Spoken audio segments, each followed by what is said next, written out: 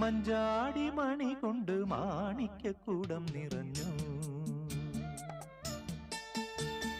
തില്ലാന പാടുന്ന വനമലർ കിളിയായി മനസ്സ്, തങ്ക മനസ്സ്.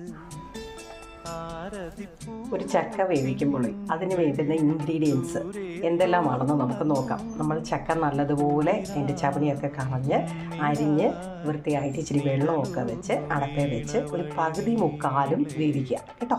വേവിച്ചതിന് ശേഷം നമ്മൾ അതിന് വേണ്ടുന്ന ഇൻഗ്രീഡിയൻസ് ആണ് നിങ്ങളുടെ തേങ്ങ, നിങ്ങളുടെ ജീരകം, കറിവേപ്പില, പിന്നെന്താ വെളുത്തുള്ളി, മഞ്ഞൾപ്പൊടി, മുളക് പൊടി, പച്ചമുളക്. ഈ പച്ചമുളകിനെക്കാട്ടും നല്ലത് കാന്താരി മുളക് ഉണ്ടെങ്കിൽ ചക്കയ്ക്ക് അതാ കുറച്ചുകൂടെ നല്ലത് കേട്ടോ.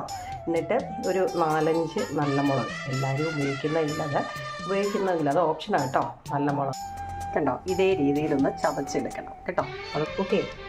Thank you.